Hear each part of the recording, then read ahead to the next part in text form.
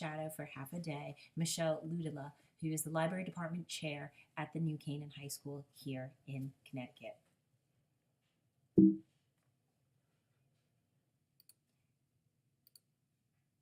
In addition to running the high school library, Michelle Luhtala is also the regional director of the American Association of School Librarians from 2011 to 2012, and she is currently on the database committee of the Connecticut Digital Library Advisory Board.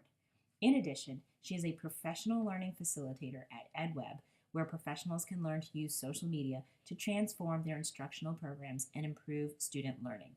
She maintains a blog at bibliotech.me and a strong social media presence on Twitter, Google+, and Facebook. She's also a part-time faculty member at the Rutgers School of Communications and Information. I was able to have her both as a guest lecturer for the Search and Information Landscape class with Joyce Valenza, but I also volunteer at the high school library where she is the department chair. She is also teaching currently at Southern University in Connecticut. She's the AASL National School Library of the Year Award in 2010, the Carnegie New York Times I Love My Librarian Award in 2011, and the AASL Social Media Superstar Award in 2017.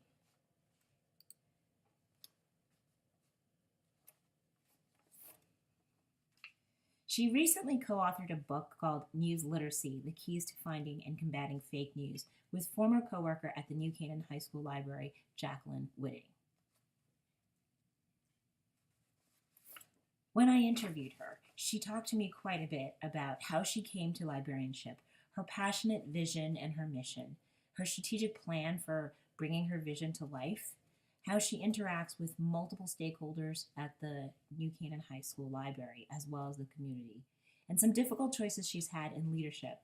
She talked to me about being a mentor and having a mentor, and about her leadership philosophy and important traits that she felt that for leadership in libraries. And also, she had some advice for future librarians and some thoughts about libraries of the future. As a school media librarian, Michelle Luhtala's focus isn't so much on her team and her employees, but on the students instead. She sees her role as a library leader through the lens of an educator. In asking about her leadership style and philosophy, she steered the conversation back time and again to the importance of her focus on educating the students and on student needs.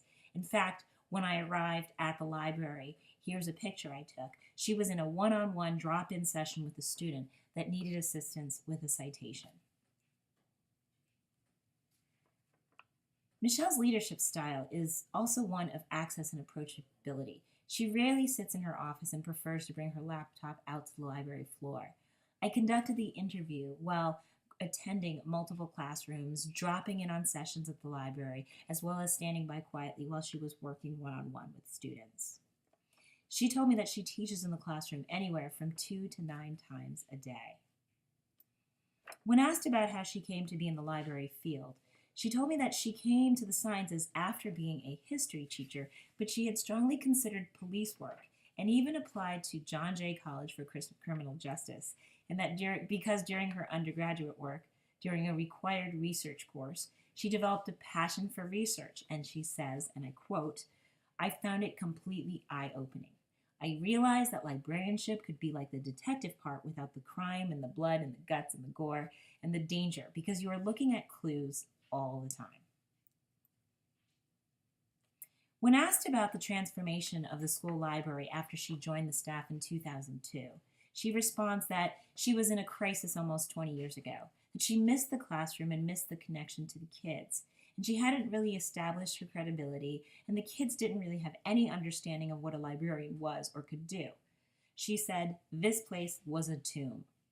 There were never any kids in here."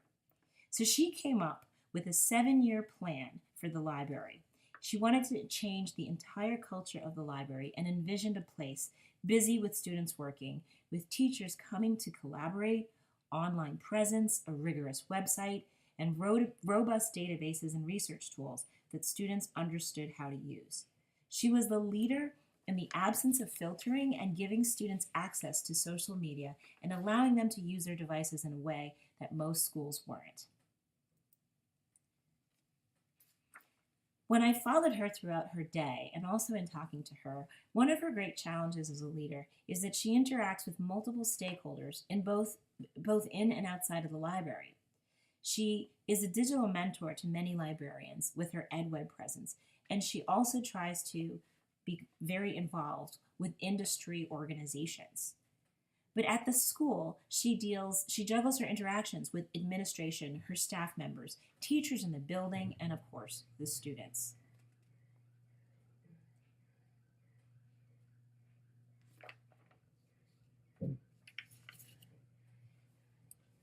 Michelle Luhtala has a hands-off approach towards her leadership, and with her staff, she mostly has a hands-off approach. She has leadership both outside the building and in the library, and she doesn't take a role of leader outside the building very much anymore, because there was a time when she was winning a lot of awards, but she says that required a lot of effort on her part.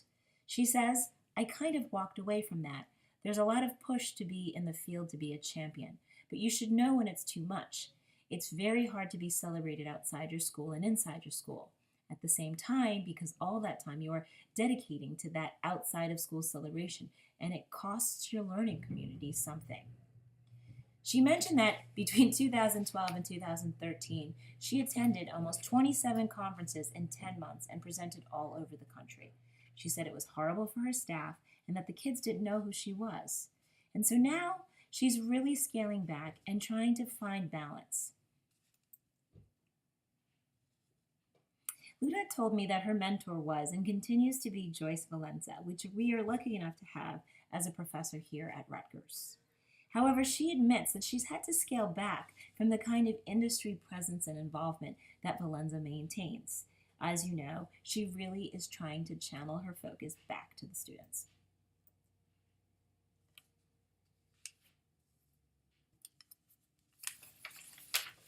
When I asked Michelle about what she thought was the most important leadership trait, she responded, rather surprisingly, that curiosity was the most important leadership trait. She said, "If you're not curious, how can you possibly help people learn more about what they need to know?" Overall, there's a lot of flexibility and humility in her leadership style. She has learned to embrace from her mistakes, and she talked quite a bit about the ability to shift and pivot and to be resourceful. She's moved forward with some innovative policies regarding collection, technology, physical space, modular seating, devices, food, and even makerspaces, only to roll back some or all of these policies or even transform the idea. The only constant in her leadership style is that it's a never-ending evolution. She says, "We don't recycle old thinking here." When I asked her about libraries of the future, she was pretty clear. Power, she said. You need power. The technology will change, the software and the devices will change, but the library needs to be a place where students can charge devices, where any sort of technology can be running.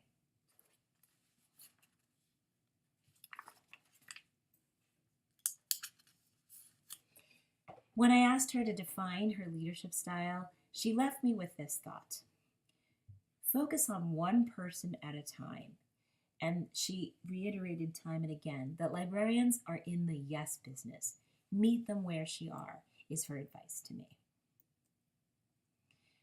What's really interesting is spending time with her and seeing just how hectic and busy and energetic and the lifestyle she maintains. That leadership truly is a double-edged sword. She couldn't really find a way to be a leader in all aspects of the career, in terms of leading the students and the teachers and her staff, as well as being an industry leader.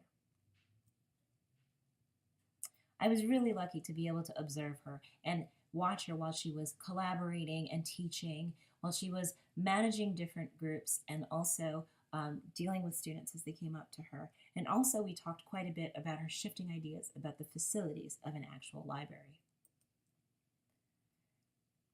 In terms of my own personal leadership, I took a self-inventory And it was very interesting that I got mid to high marks for working with others, creating a vision and plans for improvement, but I had low marks for motivating others, which ties into my Jung MBTI personality assessment as an ENTJ. One of the things that I've really tried to make an effort to be better about is that I don't just push and become a taskmaster, that I don't always force my opinion, but that I also learn to listen and to take time to consider people's feelings and to really find a way to motivate others. And in so, I've developed personal library leadership philosophy, which is balance accomplishments with motivation, develop a clear mission, and empower and support team members. And for that plan, I will focus on a transformational leadership style. I was lucky to be able to interview not only Michelle Luhtala, but my own public library director. And in both situations, they lead with a clear mission and they get their team to be enthusiastic. And both stress the importance of empowering their team members. Both Michelle and other library leaders I spoke to really emphasize that you have to develop a situation where you can relinquish control to the people and give them autonomy to execute. The other big lesson that I've learned over the course of this semester and in speaking to Michelle Luhtala is that there needs to be a flexible approach with leadership, that things are often changing and that leadership should be situational. There's a different tactic, there's a different style that applies to different situations. Personally, I plan to build on my strengths. One of the things that really resonated with me this year was that we learn from our mistakes. I've had some interesting experiences over the course of this semester, and I've come to a really good place about this. I think that it's important not to avoid conflict. It's important not to avoid your weaknesses, but to actually address them and try to turn them into strengths. So my strength is actually task execution, my enthusiasm and my passion.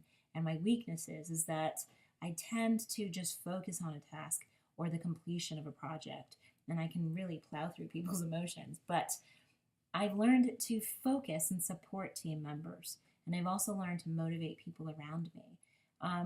But it's important that I don't get caught up in a situation where there's really not a great resolution. Rather than avoiding it, it needs to be dealt with head on, and that actually gives you the freedom to move forward. So tackling conflict diplomatically, but I think most importantly, trusting myself and finding a balance.